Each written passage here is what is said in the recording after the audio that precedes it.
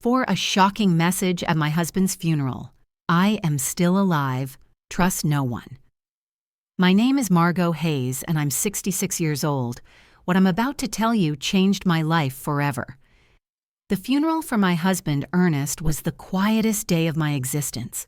There, beside his grave, I received a message from an unknown number that sent a chill through me. I'm alive. That's not me in the casket, I replied, my hands trembling. Who are you? The response took my breath away. I can't say. They're watching. Don't trust our sons. That moment tore my soul in two. My world crumbled when I saw Charles and Henry, my own sons, standing by the casket with strangely calm expressions. Something was wrong. Their tears seemed forced, their hugs as cold as ice. For 42 years, Ernest had been my partner, my refuge, my reason for living. I met him when I was 24 in the small town of Spring Creek. We grew up on the same dusty back roads, sharing modest dreams. I cleaned houses to support my sick mother while Ernest repaired bicycles in a small shop he had inherited from his father. We were poor, but we were happy. We had something money couldn't buy: real love. I remember the first time he spoke to me. It was a Tuesday morning. I was walking toward the market in my faded green dress and worn-out shoes.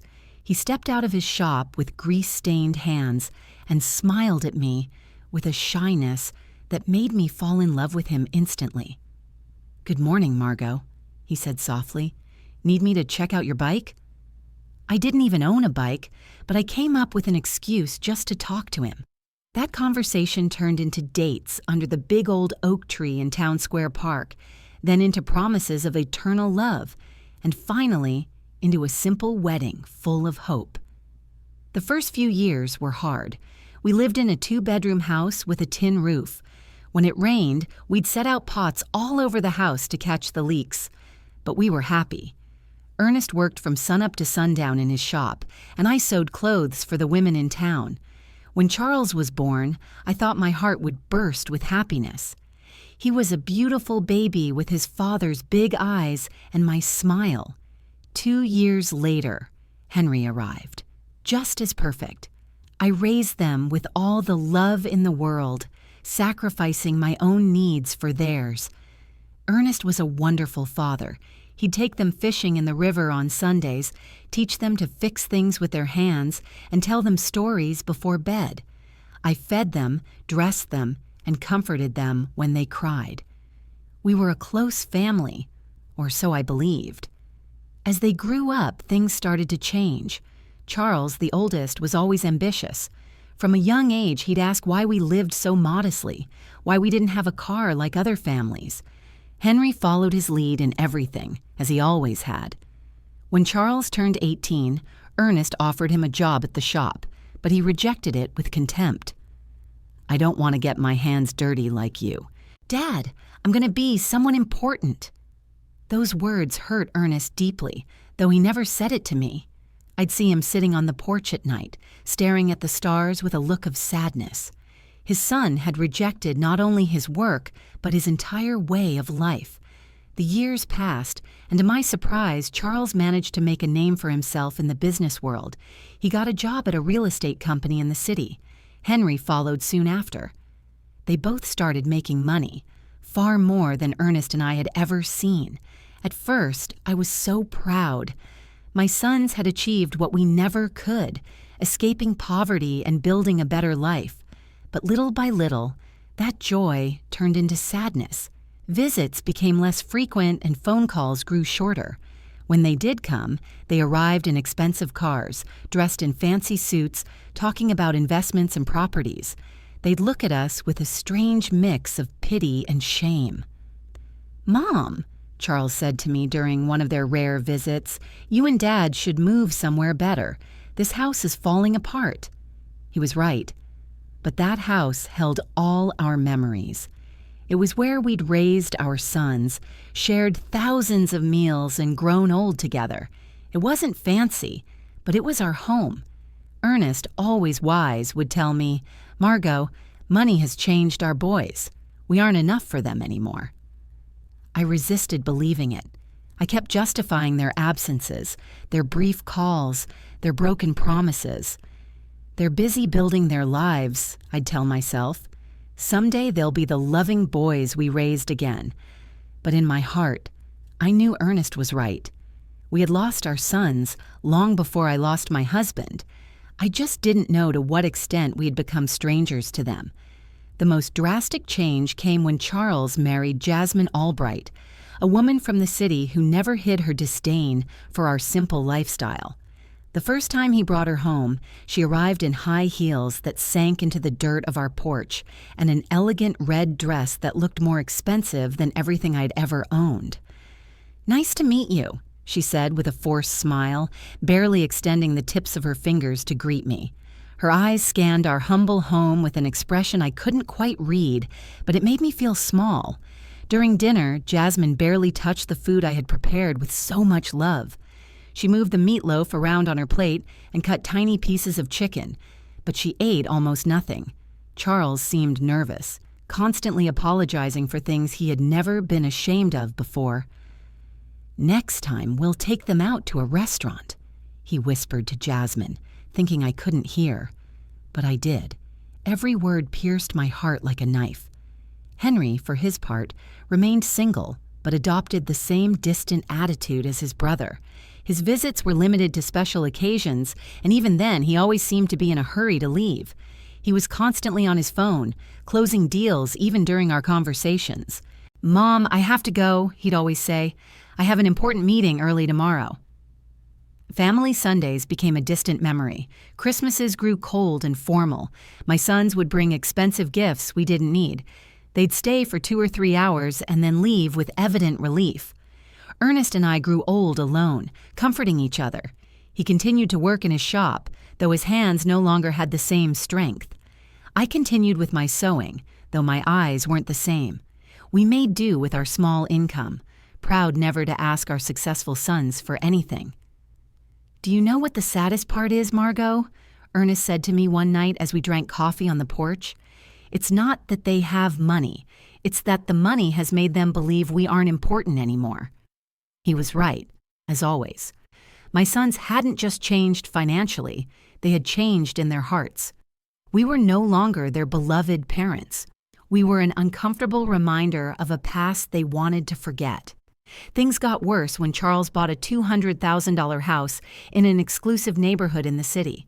Henry did the same soon after, investing in a luxury condo that cost $150,000. Suddenly, our sons were owners of fortunes we couldn't even imagine. "You should sell this house and move into a retirement community," Jasmine suggested during one of her rare visits. "There are some very nice places for people your age. You'd be more comfortable."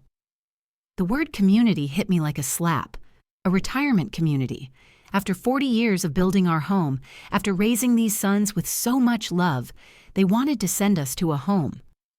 "We don't need a home," Ernest replied with the dignity that always defined him. "We're fine here in our house." But I saw the expressions on Charles and Henry's faces. They supported Jasmine's idea. To them, we were a burden, a problem to be solved in the most convenient way. Then the more direct suggestions began. Charles arrived one day with papers in his hand, documents he had prepared without consulting us. "Dad, Mom," he said with that fake smile he had perfected, "I've been thinking about your future. This house is worth at most $1,000. If you sell it, I can add some money so you can move somewhere better, a better place."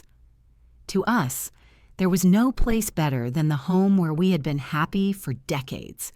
But Charles didn't understand that. For him, everything came down to numbers, to monetary value. "Besides," he continued, "I think Dad should retire from the shop. He's already 70 years old. It's time to rest." Ernest looked at him with infinite sadness. "Son, working isn't a burden for me. It's what keeps me alive, what gives meaning to my days." "But you could get hurt," Henry insisted, backing up his brother as he always did. "At your age, an accident would be very dangerous." Their words sounded caring, but I sensed something more behind. Them, an impatience, an urgency I couldn't fully grasp. The following months were tense. My sons increased the pressure for us to sell the house. They brought real estate agents without telling us. They had it appraised without our permission. They even began to talk about what would be best for everyone. "Look," Charles said to us during one particularly uncomfortable dinner, "Jasmine and I have decided to have kids soon. We'll need help with the expenses. If you sell the house and move to a smaller place, that money could be an early inheritance." An early inheritance? He was asking for our inheritance while we were still alive. The audacity of the request left me speechless. Ernest remained calm, but I saw his jaw tense. "Son, when your mother and I die, everything we have will be yours. But while we're alive, our decisions are our own." "Don't be stubborn," Henry cut in, harsher than I'd ever heard him. "You're old now. You can't keep living in the past." That night, after they left, Ernest and I stayed up talking until dawn. For the first time in our marriage, we discussed the possibility that our sons were not the people we thought we had raised. "Something's wrong, Margot," my husband said to me with a worried look I had never seen before. "This isn't just ambition or impatience. There's something darker behind all this pressure." I had no idea how profoundly correct his words were. I couldn't imagine that my own sons were planning something that would change our lives forever. The last normal conversation I had with Charles was 3 weeks before Ernest's death. He came alone, without Jasmine, and looked more serious than usual. "Mom," he said, sitting at the kitchen table where he had eaten breakfast so many times as a boy, "I want you to know that no matter what happens, Henry and I will always take care of you." His words soothed me at the time, but now, remembering them beside Ernest's grave, they sent a shiver down my spine. Why did he say, "no matter what happens"? What did he know that I didn't? The accident that changed everything happened on a Tuesday morning. Ernest had left early for the shop as he had done every day for more than 40 years. I was in the kitchen preparing his favorite lunch, meatloaf and mashed potatoes, when the phone rang with an urgency that sent a chill through me. "Mrs. Hayes?" a voice I didn't know asked. "I'm calling from Memorial Hospital. Your husband has been in a serious accident. You need to come immediately." The words blurred in my mind like ink and water. The world stopped. My legs turned to jelly and I had to grab the door frame to keep from falling. What happened? Is he okay? Is he alive? Is he in the ICU? "Ma'am, please come as soon as possible." The trip to the hospital was a hazy nightmare. My neighbor, Doris, had to drive me because I was shaking so much I couldn't even hold the keys. The whole way there, my mind refused to process what was happening. Ernest was careful, meticulous in his work. How could this have happened? When we got to the hospital, Charles and Henry were already there. That surprised me, because no one had notified them yet. At least, not me. But in my desperation, I didn't pay attention to that detail. "Mom," Charles said, hugging me with a force that seemed genuine, "Dad is in bad shape. The doctors say one of the machines at the shop exploded. He has severe burns and a traumatic brain injury." Henry's eyes were red, but something in his expression felt off. He seemed more nervous than sad, like someone waiting for important news rather than someone mourning his father. "Can we see him?" I asked, desperate. "Only immediate family, one at a time, and for 5 minutes max," the nurse explained. When I walked into that ICU room, my heart sank. Ernest was hooked up to a dozen machines with bandages covering most of his face and arms. I barely recognized him. His breathing was labored, artificial, kept going by the steady rhythm of beeping monitors. I walked up to his bed and took his hand, the only part of his body that seemed intact. "Ernest, my love, I'm here," I whispered. "Everything's going to be all right. You're going to recover, just like you always do."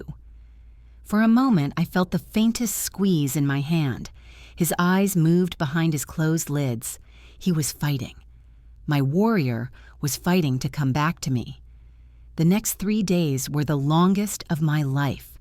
I practically lived at the hospital, sleeping in the uncomfortable chairs in the waiting room. Charles and Henry took turns staying with me, but they always seemed more interested in talking to the doctors than comforting their father. I overheard bits of their conversations that didn't make sense to me at the time. Henry asked about medical insurance, about the cost of treatment. Charles was on the phone talking about life insurance policies and beneficiaries. "Mom," Charles said on the second day, "we reviewed Dad's insurance. He has a life insurance policy for $50,000. There's also a workers' comp policy that could cover up to $75,000 more. Why was he talking about money when Ernest was still fighting for his life? Why was he more worried about insurance than about his father's recovery? I don't care about the money," I snapped. "I just want your dad to get better." "Of course, Mom," he said. But there was something in his eyes that chilled me. A coldness, a calculation. On the third day, the doctors gave us the most devastating news of my life. Dr. Patterson, an older man with kind eyes, gathered us in a small office. "Mrs. Hayes," he began softly, "your husband's condition is critical. The burns have become infected, and the head trauma is more severe than we initially thought. We have to be realistic about his chances." "What does that mean?" I asked, though my heart already knew. "It means we need to prepare for the worst. Your husband is in an induced coma. We could keep him alive indefinitely, but his quality of life, it's highly unlikely he'll ever regain consciousness." My world fell apart around me. 42 years of marriage, an entire life built together, and now they were telling me it was fading away like smoke. "We want to try everything," I said through sobs, "no matter the cost, no matter how long it takes." But Charles exchanged a look with Henry that made my stomach twist. "Mom," Charles said in a soft, practiced tone, "we have to be practical. Dad wouldn't want to live like this. He always said he never wanted to be a burden on anyone." A burden? I exploded with a fury I didn't know I had. "He's your father. He's not a burden. He's the man who raised you, who worked his whole life to give you the best he could." "We know, Mom," Henry added quickly, "but we also have to think about you. The medical bills will be enormous. They could wipe out all your savings." Again, money. Always money. My husband was dying and they were calculating costs. That night, alone in the hospital room, I took Ernest's hand and spoke to him as if he could hear me. "My love, I don't know what to do. The doctors say there's no hope, but I can't let you go. I can't imagine my life without you." And then, something happened that still gives me goosebumps. His fingers moved slightly, squeezing mine with the faintest strength. His lips parted, as if trying to speak, but no sound came out. I called the nurses, frantic. "He's reacting. He's trying to talk." But by the time they arrived, Ernest had gone still again. The nurse checked the monitors and shook her head. "Sometimes there are involuntary muscle spasms, ma'am. It doesn't mean he's conscious." But I knew what I had felt. Ernest had tried to communicate with me. He had fought to tell me something important. 2 days later, in the early hours of Friday morning, the machine's alarms went off. Lights flashed. Nurses rushed into Ernest's room. I was dozing in the hallway when the noise jolted me awake. "No, no, no!" I screamed, running toward the room. The doctors worked for 40 minutes trying to resuscitate him, but it was useless. At 4:37 in the morning, Ernest was officially declared dead. The pain I felt in that moment was physical, like my heart had been ripped from my chest. I collapsed by his bed, hugging his still warm body, refusing to accept that he was gone forever. Charles and Henry arrived at the hospital an hour after their father's death. They seemed prepared, as if they had been expecting the call. They brought papers, documents, phone numbers for funeral homes. "We already talked to the Spring Creek Funeral Home," Charles said while I was still crying. "They can pick up the body this morning." "We also contacted the insurance," Henry added. "The claim process is already underway." How could they be so efficient, so organized, so cold, just an hour after losing their father? Something was wrong. But my grief was so overwhelming, I couldn't think clearly. The funeral was scheduled for the following Monday. Charles handled all the arrangements without consulting me. He chose the simplest casket, the shortest service, as if he just wanted to get it over with. "It's what Dad would have wanted," he said when I protested. "Something simple, without a fuss." But Ernest deserved better than this rushed attempt to bury him and move on. The day of the funeral was cloudy and cold, as if the sky itself was mourning Ernest. I wore my only black dress, the same one I'd worn to my mother's funeral years ago. My hands were shaking so badly that Doris had to help me button the small buttons on the back. "Be strong, Margot," my dear friend whispered as she combed my hair. "Ernest would want you to be strong." But I didn't feel strong. I felt empty, like a shell without a soul. 42 years of marriage can't be buried so easily. Every object in our home reminded me of him. His coffee mug on the table, his tools on the porch, his pillow that still held his scent. When we got to the cemetery, I was surprised by how few people were there. I expected more of Ernest's co-workers, more neighbors, more friends, but it was only Charles, Henry, Jasmine, Doris, me, and the pastor. For a man who had lived 70 years in the same town and helped so many people, the funeral felt strangely empty. "Where are the guys from the shop?" I asked Charles. "We didn't want to bother anyone," he replied quickly. "Dad was a private person. He would have preferred something intimate." But that wasn't true. Ernest loved his community. He cared about his neighbors. He would have wanted them there to say goodbye. Why had Charles made everything so secretive, so rushed? During the service, I watched my sons with a strange detachment. Charles kept a solemn expression, but his eyes kept flicking to his watch. Henry seemed restless, like he had more important things to do. Jasmine discreetly checked her phone behind her black veil. This was how they were saying goodbye to their father, with impatience and distraction. The pastor spoke about eternal life, about well-deserved rest, about reuniting with God. His words felt hollow in my shattered heart. I didn't want Ernest to rest in peace. I wanted him to come home with me, to keep growing old together, to keep drinking coffee on the porch every evening. When it came time to throw dirt on the casket, my legs gave out. Doris had to hold me up as I sobbed uncontrollably. The sound of dirt hitting the wood was final, conclusive, hopeless. And then, at that exact moment, standing beside my husband's grave, my phone vibrated. A text message from an unknown number. "I'm alive. That's not me in the casket." My heart stopped. The letters blurred before my eyes. Was I hallucinating from grief, losing my mind? With trembling hands, I replied, "Who are you?" The answer came almost instantly. "I can't say.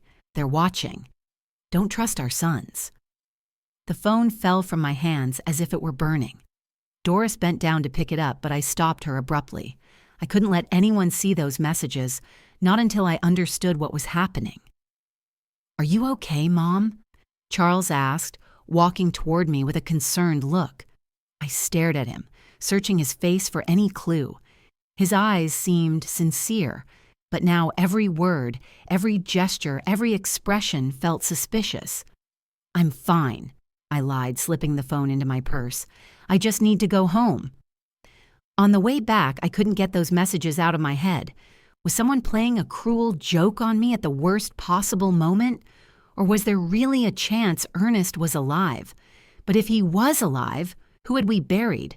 And if he wasn't, who knew so many intimate details about our lives, especially about our sons? That night, alone in my house that now felt like a tomb, I replayed every detail of the past few days. Ernest's accident had been strange from the start. According to Charles, a machine had exploded in the shop, but Ernest knew every screw, every wire in that place. He was meticulous about maintenance, almost obsessive about safety. And how had my sons gotten to the hospital so quickly if no one had notified them? The hospital had called me first. I was the emergency contact. How did they know before I did? And then there was the money.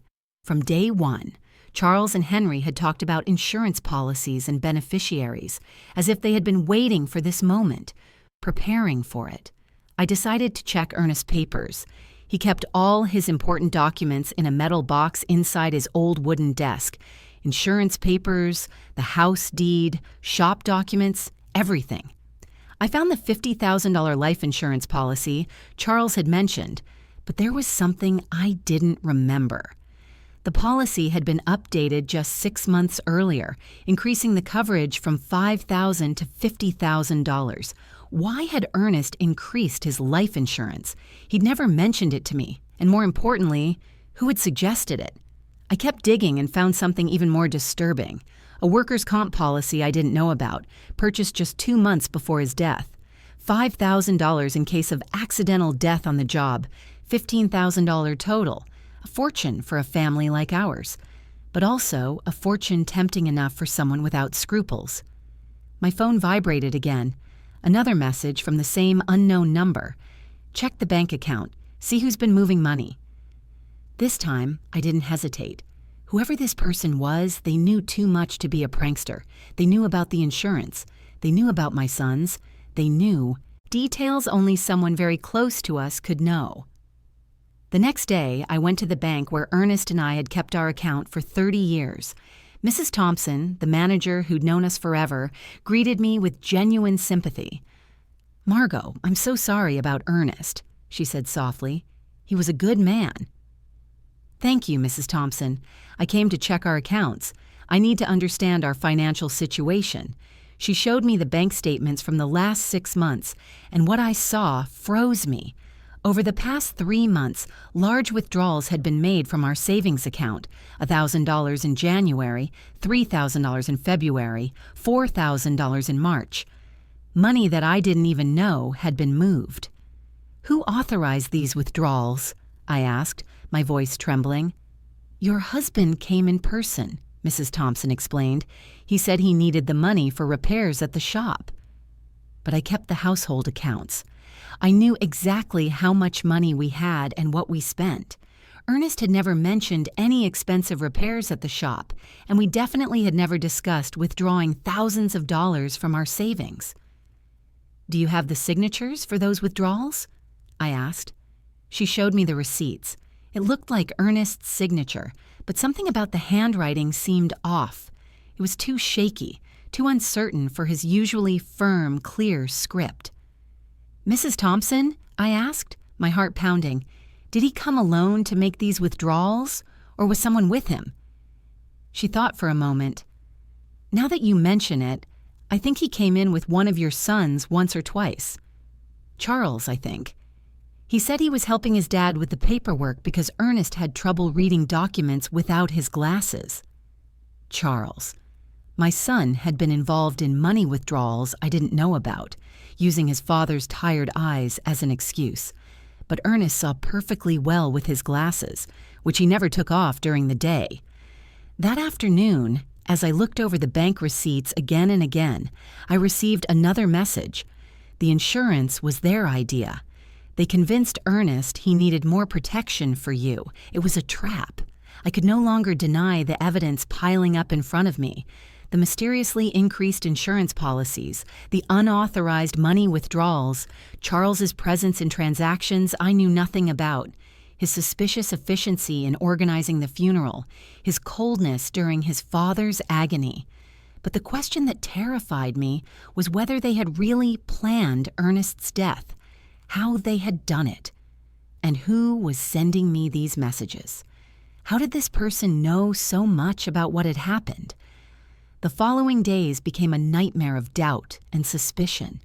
Every one of Charles's smiles, every one of Henry's hugs, every word of condolence felt like a mask hiding something sinister. But I needed more proof before I could accept a truth as horrible as the one taking shape in my mind. My phone kept receiving messages from the mysterious number. "Go to Ernest's shop, look in his desk. There are things you didn't see." I decided to go to the shop for the first time since the accident. Charles had said a machine had exploded, But when I got there, I found something completely different from what I expected. The shop was strangely clean, too clean to have been the scene of an explosion. There were no burn marks on the walls, no debris, no signs of destruction that such a serious accident should have caused. "Where is the machine that exploded?" I asked out loud. I looked all over the shop and found every machine in its place, working perfectly. The welder, the compressor, the electric saw, all were intact. What, then, had been the cause of the accident? In Ernest's desk, I found something that sent a chill through me. A note written in his handwriting, dated 3 days before his death. "Charles insists I need more insurance. He says it's for Margot. But something doesn't feel right. I don't trust his intentions." Below that note was another. "Henry brought me some papers to sign. He says they're to modernize the shop, but I don't understand what it's about. Why all the hurry?" My husband had had suspicions. He had sensed the evil intentions of our sons, but he had died before he could tell me. I kept searching and found an envelope sealed with my name on it. I opened it with trembling hands. It was a letter from Ernest. "My dearest Margot, if you are reading this, it means something has happened to me. In recent months, I've noticed strange changes in Charles and Henry. They're too interested in our money, in the insurance, in us selling the house. Jasmine is putting a lot of pressure on them. Yesterday, Charles told me I should be more concerned about my safety because at my age, any accident could be fatal. I don't know why, but those words sounded like a threat. I love you, Margot. If something happens to me, don't trust anyone blindly, not even our sons." The letter fell from my hands. Ernest had sensed his own death. He had seen the signs that I, blinded by maternal love, had ignored. That night, Charles came to visit me. He arrived with a bottle of wine and a smile that now seemed completely fake. "Mom, I've been thinking about your future," he said, pouring himself a glass without asking if I wanted one. "The insurance money, it's already in process. It'll be $15,000. "How do you know the exact amount?" I asked, feigning innocence. "Well, I helped Dad with the insurance paperwork. He wanted to make sure you had enough money to live comfortably." A lie. Ernest had never wanted to increase the insurance. According to his own note, he had been pressured by Charles. "And what do you think I should do with that money?" I asked, carefully watching his reaction. His eyes lit up with a glint that gave me chills. "You could buy a smaller, cozier house, or, even better, move into a nice retirement community where you'd have company and medical care. Henry and I could manage your money to make it go further." "Manage my money?" "We just want to take care of you, Mom. At your age, it's easy to get scammed or make bad financial decisions. We know about investments, about business. We could triple that amount in a few years. Triple my money or make it disappear into their own pockets." "Let me think about it," I said, trying to buy time. "Of course," Jasmine said with her fake sweetness, "but not too long. For your own good." After they left, I sat in my kitchen, shaking with rage and fear. My own sons, my flesh and blood, had not only murdered their father, but were now planning to steal everything I had left. That night, my phone vibrated with a longer message than the others. "Tomorrow, go to the police station. Ask for the report on Ernest's accident. There are contradictions you need to know about." The next day, I went to the local police station. Sergeant O'Connell, who had known Ernest for years, greeted me kindly. "The report on your husband's accident?" he asked with a confused expression. "What accident, Mrs. Hayes?" "From his shop, when the machine exploded." The sergeant checked his files and shook his head. "We don't have any report of an explosion at Ernest's shop here. In fact, we don't have any report of a work accident involving your husband." I felt the world sway under my feet. But my son said it was an accident at the shop. That's why he was in the hospital." "Mrs. Hayes, your husband arrived at the hospital on Tuesday morning, but not from a work accident. According to the medical report I have here, he arrived unconscious with symptoms of poisoning." "Poisoning?" "The doctors found traces of methanol in his blood. a quantity sufficient to cause blindness, brain damage, and eventually death. The hospital should have informed you of this poisoning. It hadn't been an explosion. It hadn't been a work accident. Someone had deliberately poisoned my husband. "Why didn't anyone tell me this?" I asked, my voice breaking. The immediate family who signed the hospital papers requested that the information be kept confidential to avoid unnecessary speculation. They said you were too emotionally fragile to handle the technical details. The immediate family. Charles and Henry had hidden the true cause of Ernest's condition, invented the story of the explosion, and manipulated everyone, including me, to cover up a murder. "Mrs. Hayes," the sergeant continued, "if you suspect the circumstances of your husband's death, we could open a formal investigation." I had more than suspicions. I was certain that my own sons had murdered their father for money. That afternoon, Henry came home with a bouquet of flowers and the same fake smile as Charles. "How are you?" "Mom, you look tired." "I'm fine," I lied, observing his every gesture from a new perspective. "I'm just thinking about the future." "That's good. Charles and I have been talking. We think you should sell the house soon while it's fresh on the real estate market." "Why the rush?" "Well, old houses lose value quickly, and you need liquidity. Funeral expenses, pending medical bills." More lies. The funeral had been cheap, almost insultingly so, and there were no pending medical bills because the hospital insurance had covered them. "Henry," I said, looking him directly in the eyes, "you knew your dad didn't die from a work accident." For a fraction of a second, I saw panic in his expression, but he recovered quickly. "What are you talking about, Mom?" "I went to the police station.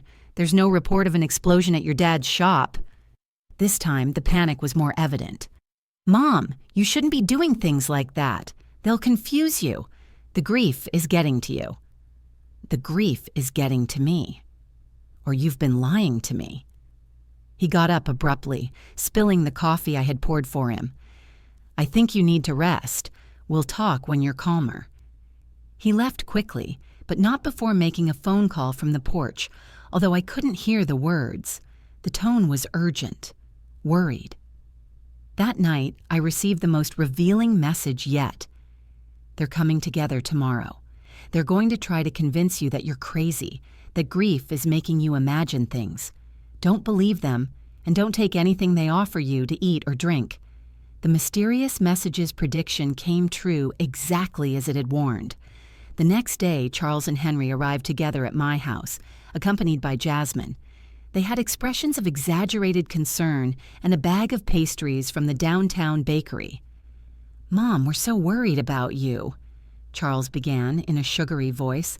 "The neighbors have told us you've been acting strange. Doris says you've been talking to yourself, that you aren't eating well." Doris had never said that. It was just another lie in their growing collection. "Jasmine brought your favorite pastries," Henry added, pointing to the bag, "and we made special coffee from that brand you like so much." I remembered the message's words. "Don't take anything they offer you to eat or drink." It was possible they were planning to poison me, too, just as they had Ernest. "Thank you, but I already had breakfast," I said, keeping my distance. "But Mom," Jasmine insisted with a smile that didn't reach her eyes, "you need to eat properly. You've lost a lot of weight since Dad, Ernest, died." "I'm fine," I repeated firmly. Charles exchanged a significant look with Henry, the same look they had shared at the hospital when the doctor gave us Ernest's prognosis. "Mom," Charles said, sitting closer to you and me, "we want to talk to you about something important. Henry and I have been consulting with some doctors about your recent behavior." "My behavior?" "Yes, the strange questions you've been asking, the visits to the police station, that obsession with irrelevant details about Dad. It's normal after such a great loss, but it can be dangerous if it's not treated." Henry nodded gravely. "We spoke to Dr. Albright.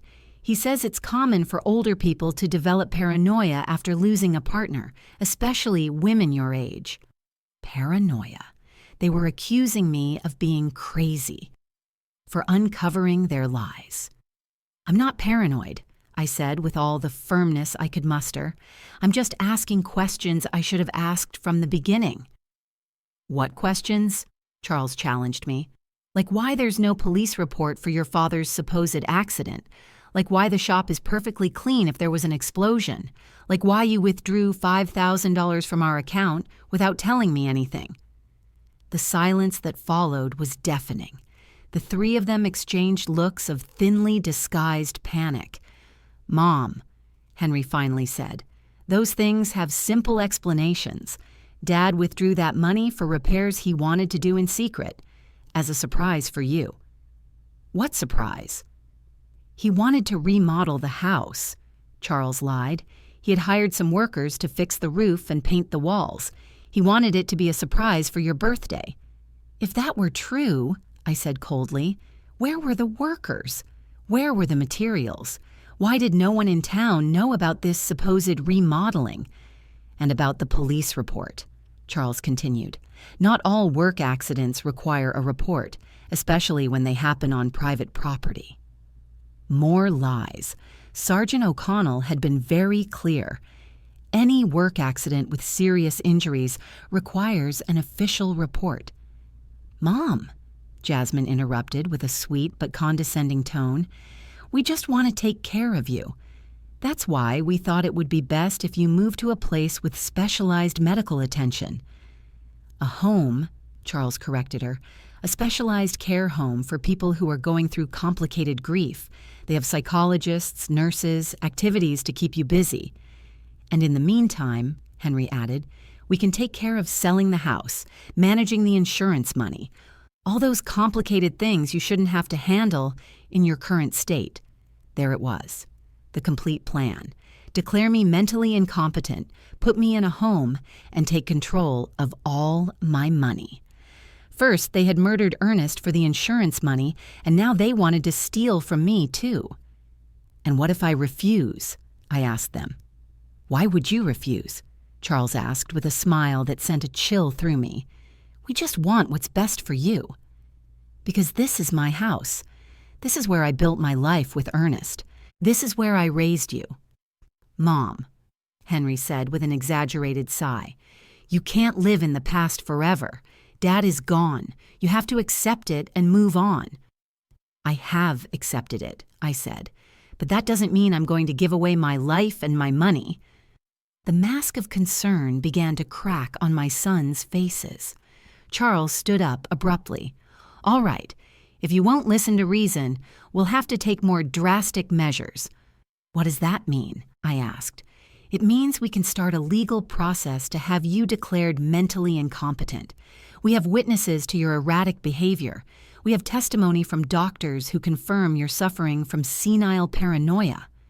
Doctors? What doctors? I asked, my heart pounding. I hadn't spoken to any doctors about my mental state. Dr. Albright already signed a preliminary report, Henry added. He says that based on our descriptions of your behavior, it's likely you need specialized care. A doctor who had never even examined me had signed a report about my mental state based solely on what my sons had told him. How much had it cost them to buy that false evaluation? So, you can cooperate voluntarily, Charles continued, or we can do it legally. But either way, you're going to get the help you need. It was a direct threat. If I didn't hand over my money voluntarily, they would use the legal system to steal it from me. I need time to think about it, I told them, trying to buy some time. Of course, Jasmine said with her false sweetness, but not too much time. For your own good. After they left, I sat in my kitchen, trembling with rage and fear. My own sons, the blood of my blood, had not only murdered their father, but were now planning to steal everything I had left. That night, my phone vibrated with a message longer than the others. Margot, this is Stephen Callahan, a private investigator. Ernest hired me 3 weeks before he died because he was suspicious of Charles and Henry. They poisoned him with methanol mixed in his breakfast coffee. I have audio evidence of their conversations, planning everything. Tomorrow at 3 p.m, go to the corner cafe, sit at the back table. I'll be there. At last, I would know who had been sending me those messages, and more importantly, I would have the proof I needed to get justice for my husband's death. But I also knew I didn't have much time. Charles and Henry had already shown their hand. If I didn't act fast, I'd end up locked in a home while they spent the money that had cost Ernest his life. The war had begun, and even if I was a 66-year-old woman up against two ruthless men, I had something they didn't: the truth. And the truth, sooner or later, always finds a way to come out. That night, for the first time since Ernest's death, I smiled, because I knew my husband hadn't died in vain. His caution, his instinct, his decision to hire a private investigator were going to allow me to get justice. Charles and Henry had seriously underestimated their mother. They were about to discover that a woman fighting for the memory of her murdered husband is a force far more powerful than all their greed combined. The next day arrived, filled with nervousness and anticipation. I dressed carefully, choosing my most serious purple dress, the one I wore for important occasions. If I was going to meet the man who could give me the answers I needed, I wanted to be prepared for any revelation. At 2:30 in the afternoon, I walked toward the corner cafe with determined but cautious steps. Every shadow looked suspicious. Every person on the street could be a spy sent by my sons. The paranoia they had accused me of having was starting to feel justified. The cafe was moderately full. I went straight to the back table as I had been instructed. I ordered a chamomile tea and waited, my hands trembling slightly on the worn wooden table. Exactly at 3 Ws on the dot, a man in his 50s approached my table. He was tall and gray-haired, with intelligent eyes and a serious but kind expression. He was carrying a brown folder under his arm. "Mrs. Hayes?" he asked in a low voice. I nodded, not yet trusting my voice. "I'm Stephen Callahan. I'm so sorry for your loss. Ernest was a good man." He sat down across from me and placed the folder on the table. "Before I show you what I have," he said, "I need you to know that what you're about to hear and see is going to be very painful. Are you ready?" "I've been getting ready since I received your first message," I replied with a firmness I didn't know I had. Stephen opened the folder and took out a small voice recorder. "Ernest came to see me a month ago," he began. "He was worried about his son's behavior.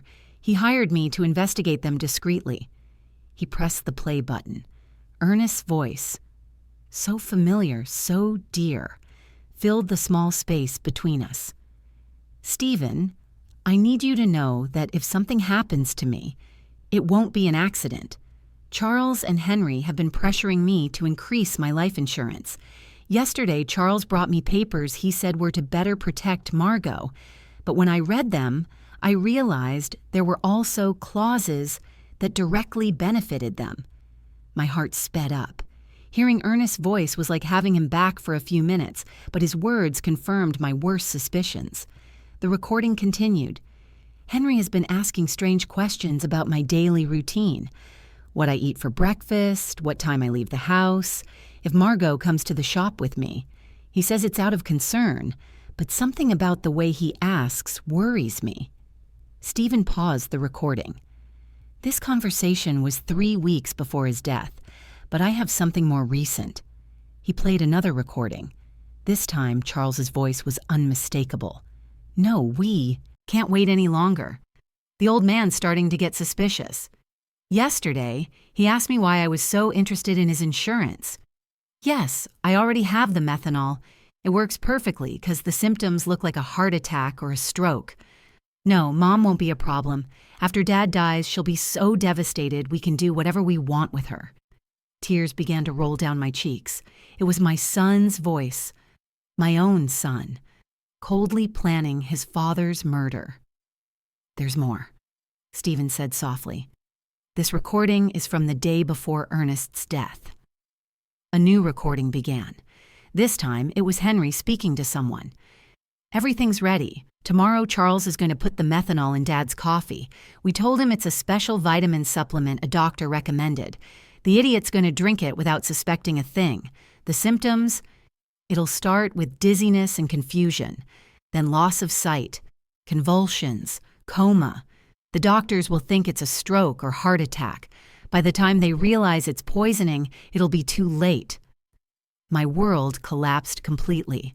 Not only had they planned Ernest's murder, they had carried it out with terrifying coldness. How was it possible, I whispered, that my sons, the babies I had nursed, the boys I had comforted through their nightmares, were capable of something so monstrous? How did you get these recordings? I asked through my sobs. Ernest asked me to put listening devices in your house, Stephen explained. He was afraid, but he didn't know exactly what of. We placed them on the home phone and in a few other strategic spots. He took out a series of photographs from the folder. I also have this. Charles buying methanol at a hardware store 30 miles from town. He paid with cash and used a fake name, but I have it on video. The photographs clearly showed Charles leaving a hardware store with a small bottle in his hand. The date on the photos was 5 days before Ernest's death. And this, Stephen continued, showing me more documents, these are Charles and Henry's financial records from the last 6 months. They've been spending a lot more money than their incomes justify. Charles owes $70,000 to a lender in the city. Henry has gambling debts for $40,000. They were desperate. It all started to make sense. It wasn't just greed that had motivated Ernest's murder. It was financial desperation. My sons were ruined and saw their father as a source of easy, fast money. Why didn't you go to the police immediately after Ernest's death? I asked.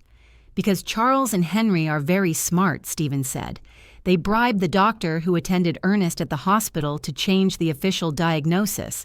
Instead of poisoning, the death certificate says heart failure due to complications from a work accident. Without that medical evidence, my recordings might not have been enough for a conviction. But now we have all the evidence together, I said, feeling a mix of pain and determination. Exactly. And there's one more thing you need to know. My blood ran cold. What? Your sons were planning to kill you, too. Stephen played one last recording. This time, both Charles and Henry's voices could be heard. Once we have Dad's insurance money, we need to get rid of Mom, too, Charles said. We can't risk her getting suspicious or anyone else putting ideas in her head. How? Henry asked. The same as with Dad, but this time, we can make it look like a suicide from depression. A widow who can't live without her husband. Nobody would question it. And the money. We're her only heirs. Everything will be ours. The house, the savings, the insurance money. Almost $200,000 in total. The recording stopped. I was shaking uncontrollably. My sons had not only murdered their father, they were planning to murder me as well, all for money. Mrs. Hayes, Stephen said gently, I know this is devastating, but we have enough evidence to make them pay for what they did. What do we do now? I asked, wiping my tears. First, we need to go to the police with all this evidence. Sergeant O'Connell is an honest man. He's not involved in the corruption. Second, we need to act fast. Your sons are planning to have you declared mentally incompetent tomorrow. If they succeed, it'll be much harder to proceed legally. Tomorrow? I asked, alarmed. Yes, I intercepted a phone conversation this morning. They're meeting with Judge Miller at 10 in the morning to start the mental incapacitation process. I got up from the table with a determination I hadn't felt in weeks. Then we have to act tonight. Exactly, Stephen confirmed. But first, there's one more thing I want to show you. He took one last photograph from the folder. In it, Ernest was leaving a medical clinic I didn't recognize. 3 days before he died, Stephen said, your husband went to get a full medical exam at a clinic in the city. The results show that he was perfectly healthy. There were no signs of heart disease. His blood pressure was normal. Everything was perfect. This definitively proves that his death was caused by poisoning, not by natural health problems. That was the final piece of evidence we needed. Ernest had been a healthy man, murdered by his own sons. Stephen, I said, taking his hand, thank you for keeping your promise to my husband. Now let's get justice." That same night, Stephen and I went directly to the police station. Sergeant O'Connell was working the night shift that week, which was perfect for our purposes. When we arrived, it was 8 in the evening, and the station was relatively quiet. "Sergeant O'Connell," I said firmly, "I need to file a formal complaint for the murder of my husband, Ernest." Sergeant looked at me in surprise. "Murder? Mrs. Hayes? The death certificate says he died from heart complications after a work accident." "The death certificate is false," I replied, placing Stephen's folder on his desk. "My husband was deliberately poisoned with methanol by our own sons." For the next 2 hours, Stephen and I presented all the evidence: the audio recordings, the photographs of Charles buying methanol, the bank documents showing unauthorized withdrawals, Ernest's medical results proving his perfect health, and finally, the recorded conversations where my sons confessed to their father's murder and their plans to kill me. Sergeant O'Connell listened to each recording with a growingly serious expression.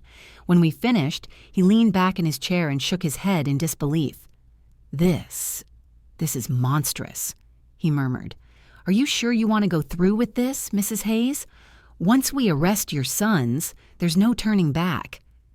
"Sergeant," I said with all the dignity I could muster, "those men murdered my husband in cold blood for money. They were planning to murder me, too. They are no longer my sons. They're criminals who must pay for their crimes." "We'll need the medical examiner to exhume Ernest's body to confirm the presence of methanol," the sergeant explained. "Are you prepared for that?" "Do whatever is necessary," I replied without hesitation. Sergeant O'Connell immediately called the district attorney. Despite the late hour, the seriousness of the case led the DA to come to the station personally. After reviewing all the evidence, he authorized arrest warrants for Charles and Henry right away. "We'll proceed at dawn," the DA explained. "We need to make sure we have all the evidence before they can destroy any additional proof." Stephen walked me home that night. "Are you sure you'll be okay alone?" he asked with concern. "I'll be fine," I replied. "After everything I've discovered, I'm no longer afraid. I have justice on my side." I couldn't sleep that night. I stayed up in the kitchen, staring at the photographs of Ernest on the walls. For the first time since his death, I didn't feel only pain. I felt a strange mix of sadness and satisfaction, knowing that justice for his murder was finally coming. At 6 o'clock in the morning, my phone rang. It was Charles. "Mom, you need to come to Henry's house right away. Something terrible has happened." "What happened?" I asked, feigning concern. "It's better if I explain it in person. Please come quickly." I knew it was a trap.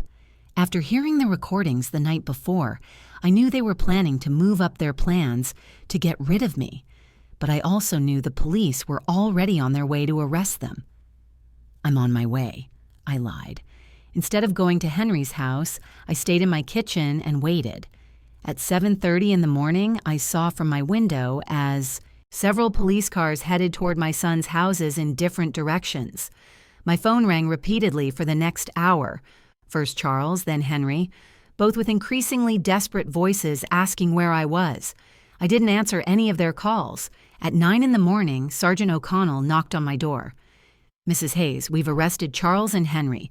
They're in police custody, charged with first-degree murder and conspiracy to commit murder." I felt my legs tremble, but this time it wasn't from fear. It was from relief. "How did they react?" I asked. "Charles denied everything at first," the sergeant said. "But when we played the recordings for him, he collapsed. Henry tried to escape through the back window of his house. We had to chase him for 6 blocks. That afternoon, Jasmine came to see me. She arrived sobbing, pleading, completely different from the cold, calculating woman I had known. "Mrs. Hayes, please, you have to drop the charges against Charles," she cried. "He's not bad. He was just desperate because of his debts. This is my fault, too. I pressured him a lot to find money." I looked at her without a trace of compassion. "Jasmine, your husband poisoned my husband. He was planning to murder me, too. There is no explanation or justification for that." "But we're family," she screamed in desperation. "Think about what this is going to do to the family." "The family died the day you decided to kill Ernest for money," I replied coldly. "Now, please leave my house." 3 days later, the exhumation of Ernest's body was carried out. The lab results confirmed exactly what Stephen had discovered: lethal levels of methanol in his system, enough to cause all the symptoms he had suffered before his death. The case became a sensation throughout the town. No one could believe that 2 sons had murdered their own father for money. The local newspapers called it the cruelest crime of the decade. Over the following weeks, more details came to light during the investigation. Charles really owed $70,000 to illegal lenders who had started threatening him with violence. Henry had lost $50,000 in underground gambling dens and was also facing threats. They had seen Ernest's life insurance money as their only salvation, but their greed had led them to increase the policies so dramatically that it had aroused their father's suspicion. We also discovered that the doctor who falsified the death certificate had received $5,000 in cash from Charles. He was arrested too, for obstructing justice and falsifying official documents. Stephen explained all the details of the plan Ernest had made with him. "Your husband was smarter than his sons believed. He knew something bad was coming, but he didn't know exactly what. He hired me not only to investigate Charles and Henry, but also to protect you if something happened to him." "Did he know they were going to kill him?" I asked. "Not exactly," Stephen said, "but he suspected his life was in danger. That's why we installed the recording devices. That's why we documented everything. He wanted to make sure that if something happened to him, the truth would come to light." My Ernest, even in his final days, had been protecting me. He had anticipated our son's betrayal and had taken steps to ensure justice would prevail. The trial was scheduled to begin in 2 months. Both Charles and Henry faced charges of first-degree murder, a crime that carried a sentence of 25 years to life. When the day of the trial finally arrived, the courtroom was packed. Reporters from several regional newspapers came to cover what was already being called the case of the killer's sons. The whole town was there. Neighbors, Ernest's former co-workers, even people I barely knew who wanted to witness this moment of justice. I wore my best black dress, the same one I had worn at our wedding so many years ago, though now it symbolized mourning and dignity. Stephen sat beside me through the entire process, his presence giving me strength for what would be the hardest day of my life. Charles and Henry entered the courtroom in handcuffs wearing orange prison jumpsuits. Seeing my sons like that broke my heart all over again.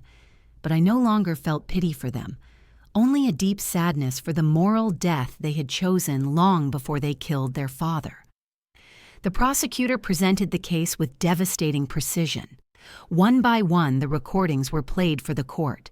The silence was absolute each time Charles and Henry's voices filled the room, coldly planning Ernest's murder. When the prosecutor played the recording where they planned to kill me too, several people gasped in horror. One elderly woman even left the courtroom in tears. I couldn't blame her. It was difficult to process such cruelty. "Ladies and gentlemen of the jury," the prosecutor said during his opening statement, "this is not an ordinary case of family greed. This is a case of cold and calculated premeditation, where 2 men decided to murder the father who raised them with love and sacrifice simply because they needed money to pay off their gambling debts and reckless loans." Charles and Henry's lawyers tried to argue desperation and external pressure, but the evidence was overwhelming. The recordings didn't lie. The bank documents didn't lie. The forensic tests on Ernest's body didn't lie. When it was my turn to testify, I walked to the stand with trembling legs but a clear mind. I had been waiting for this moment for months. "Mrs. Hayes," the prosecutor asked, "can you tell us what your relationship was like with your sons before your husband's murder?" "I thought I had a good relationship with them," I said, looking directly at Charles and Henry. "I raised them with love.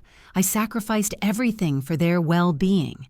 Their father worked from sunrise to sunset to give them the best life possible. I never imagined that love and sacrifice would become the reason for his murder. At any point, did you suspect they could harm your husband? No, that is the most painful part of all this. I trusted them completely. When they told me Ernest had an accident at his shop, I believed them. When they organized the funeral so quickly, I thought they were just being efficient in their grief. I never imagined they were covering up a murder. Charles lowered his head during my testimony. Henry looked at me defiantly, but I saw tears in his eyes. Too late for tears. Too late for regret. The most dramatic moment of the trial came when the prosecutor played the full recording of their conversation about killing me. Charles's voice echoed through the courtroom. "Once we have Dad's insurance money, we need to get rid of Mom, too. We can't risk her getting suspicious." A murmur of horror swept through the audience. Several people turned to look at me with disbelief and compassion. "How did you feel when you heard this recording for the first time?" the prosecutor asked. "I realized that I had lost my 2 sons long before I lost my husband," I replied, my voice breaking but steady. The babies I nursed, the children I comforted through their nightmares, had died and been replaced by 2 strangers capable of any cruelty for money. The defense tried to suggest I had misinterpreted their intentions or exaggerated because of grief, but the recordings spoke for themselves. Stephen also testified, explaining in detail how Ernest had hired him because he feared his own sons. He described every step of the investigation, every piece of evidence, every recording that revealed the truth. The medical examiner presented the exhumation results, confirming lethal levels of methanol in Ernest's body. He explained how the poison acted slowly, causing exactly the symptoms my husband had before he died. After 3 days of devastating testimony, it was time for closing arguments. "Charles and Henry are not victims of circumstance," the prosecutor declared. "They are predators who saw their own parents as obstacles to their greed. They planned, executed, and covered up Ernest's murder, and were preparing to do the same to Margot. They don't deserve compassion. They deserve justice." The jury deliberated for 6 hours. When they returned, the courtroom was silent. I could hear my own heartbeat as the judge read the verdict. In the case of the state versus Charles Hayes and Henry Hayes, on the charge of first-degree murder of Ernest Hayes, we find the defendants guilty. The courtroom erupted in murmurs and gasps. Charles collapsed in his chair, finally realizing what he had done. Henry sat rigid, staring straight ahead, expressionless. "On the charge of conspiracy to commit murder against Margot Hayes," the judge continued, "we find the defendants guilty." He proceeded immediately to sentencing. "Charles Hayes and Henry Hayes, for the premeditated murder of your father and the conspiracy to murder your mother, I sentence you to life in prison without the possibility of parole for 30 years. When I heard those words, a tremendous weight lifted from my shoulders. Justice. Finally, there was justice for Ernest. After the trial, many people came to hug me and express their support. Doris cried with me, not from sadness, but from relief. "Margot, Ernest can rest in peace now," she whispered. That night, I went back to my house, and somehow it felt different. It wasn't a place of pain and betrayal anymore. It was my home again, the home where Ernest and I had been happy for 42 years. A week after the trial, Stephen came to visit. "How do you feel?" he asked.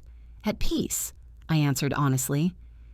For the first time since Ernest's death, I slept soundly. I knew he was resting because his death hadn't gone unpunished. "And the money, the insurance, the savings?" Stephen asked gently. "I donated the life insurance money to a foundation for victims of family crimes," I told him. "That money was stained with blood. I could never have used it. My own savings are enough for me to live modestly for the rest of my days." 6 months after the trial, I received a letter in the prison mail. It was from Charles. "Mom, I know I don't deserve your forgiveness, but I need you to know that I regret everything. The money, the debts, the desperation, they blinded us.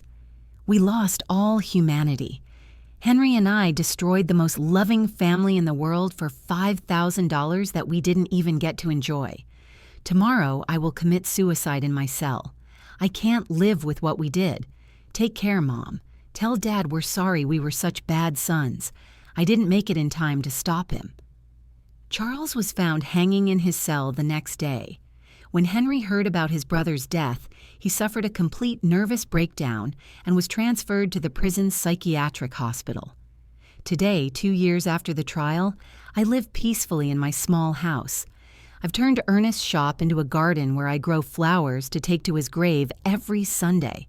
Stephen has become a close friend, visiting often to make sure I'm okay. Sometimes neighbors ask if I miss my sons. The answer is complicated. I miss the children they once were, but those children died long before Ernest did. The men they became were not my sons. They were strangers who shared my blood, but not my heart. I've learned that true family isn't defined by blood, but by love, loyalty, and respect. Ernest was my true family for 42 years. The friends who supported me during the trial are my family now. Justice didn't bring Ernest back, but it gave me peace. And on quiet nights when I sit on the porch where Ernest and I used to drink coffee, I swear I can feel his presence. Proud of me for being strong enough to do what was right, even though it meant losing my sons forever. 5 years have passed since that terrible day in the cemetery when I received the first message that changed my life forever. I'm 71 now, and my completely white hair reflects all the storms I've faced and overcome. But my eyes, my dear friend Doris tells me, shine with a peace they never had before. Nor the house where Ernest and I built our dreams is still my refuge. I've made some improvements with my savings. I painted the walls a soft yellow, Ernest's favorite color, and I turned his old shop into the most beautiful garden in the neighborhood. Red roses, white carnations, and sunflowers that always seek the sun, just like he taught me to do during our hardest years. Stephen Callahan became more than just the investigator who helped me get justice. He became my chosen family. He visits every Wednesday afternoon, and we drink coffee on the porch while he tells me stories about his other cases. Sometimes he asks if I regret reporting my sons, if maybe it would have been better to live with the lie. Never, I always answer. The truth hurts, but lies kill the soul. The foundation I created with Ernest's life insurance money has grown beyond what I ever imagined. The Ernest Hayes Foundation for Victims of Family Crimes now helps dozens of families every year who have gone through tragedies like mine. We have psychologists, lawyers, and private investigators working together so no family has to suffer in silence like I did. 6 months ago, a 40-year-old woman named Eleanor came to see me. She suspected her brother had murdered their mother for the inheritance. Her story was painfully familiar: greedy relatives, pressure to sell property, strange behavior after the death. The foundation gave her a private investigator, free legal advice, and emotional support through it all. When her brother was convicted 3 months later, Eleanor came to hug me, crying. "Mrs. Hayes, you saved my life. If you hadn't had the courage to report your sons, I never would have had the courage to report mine." Moments like that remind me that all the pain I went through was worth it. Henry is still alive, though he's no longer the same man I knew. After Charles's suicide, his mind completely broke. The doctors say he lives in a constant state of guilt and paranoia, believing that Ernest visits him every night to scold him for the murder. He's tried to take his own life 3 times, but the guards keep him under constant watch. He sends me letters sometimes, rambling, full of desperate apologies and pleas for forgiveness. I used to read them, hoping to find a trace of the son I once loved, but eventually I realized they only reopened wounds I'd already healed. Now I keep them unopened in a shoebox. Maybe someday I'll read them, maybe not. I have the right to protect my peace.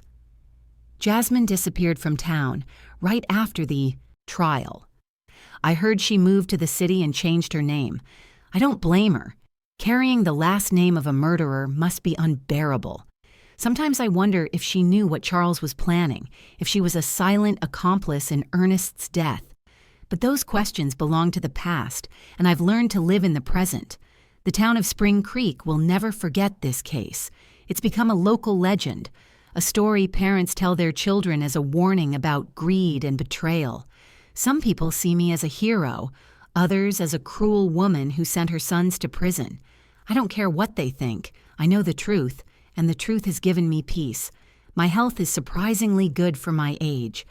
The doctor says it's because I finally let go of all the stress and sorrow I was carrying. The body heals when the heart finds peace, he said during my last checkup. Sunday mornings are my favorite. I cut fresh flowers from my garden and walk to the cemetery to visit Ernest's grave. His headstone bears an inscription I had engraved after the trial. Ernest Hayes, beloved husband, betrayed father, honorable man. His love was stronger than his death. I tell him everything that's happened during the week, about the foundation, the families we've helped, and the thank you letters I receive from people who found justice because of our story. I swear I can feel his approval in the wind that stirs the leaves around me. "Do you know what's strangest, my love?" I said during my last visit. "I don't feel pain when I think of Charles and Henry anymore. I just feel pity. Pity because they had all the love in the world and chose hate. They had a family that adored them, and they chose betrayal. They had the chance to be honorable men like you, and they chose to be murderers." Last week, a reporter came from the city to interview me for a documentary about family crimes. She asked if I had anything to say to others going through similar situations. "Family is not an excuse for crime," I told her. "Love is not blind. Love with boundaries is true love. If someone who says they love you can harm you for money or convenience, that's not love. And it's never, ever too late to seek justice, no matter who the culprit is." This year, on the 5th anniversary of Ernest's death, I organized a special ceremony in his memory. More than 200 people came. Neighbors, members of the foundation, families we've helped, even local authorities.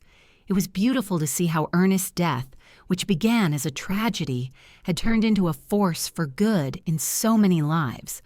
Stephen gave a moving speech. Ernest Hayes died because of his son's greed, but his legacy lives on in every family that finds justice thanks to his wife's courage. Evil tried to destroy his story, but good turned it into hope for others. At night, before bed, I sometimes look through old photos of Charles and Henry as children, laughing, hugging their father, playing in the yard. I cry for those innocent children who once existed before greed corrupted them completely. But I no longer cry for the men they became. They chose their fate. My story became bigger than my own tragedy. It became proof that justice is possible, even from the most unexpected places. A 66-year-old widow proved that truth is stronger than lies, that real love is stronger than betrayal, and that it's never too late to do the right thing. Tomorrow is Wednesday, and Stephen will come for coffee, as always. I'll bake his favorite pastry and tell him about the new thank you letters I received this week. Afterward, we'll work in the garden together, planting new flowers for spring. Life goes on, simpler but more genuine than before. I've learned that true family isn't about shared blood, but about shared values, mutual respect, and love that never turns into harm. Ernest, wherever you are, I hope you know I kept my promise, the one I made at your grave that terrible day. I found the truth, I sought justice, and I turned our pain into hope for others. Your death was not in vain, my love. Did you like my story? And which city are you listening from? Let's meet in the comments. If you like the story, you can support me by sending a super thanks so I can keep sharing more stories like this. Thank you so much for your kind support. I look forward to reading your comments. On the screen, you can see 2 new life stories I highly recommend. There's so much more on my channel. Don't forget to subscribe. See you in the next life story. All from Voices of Auntie May.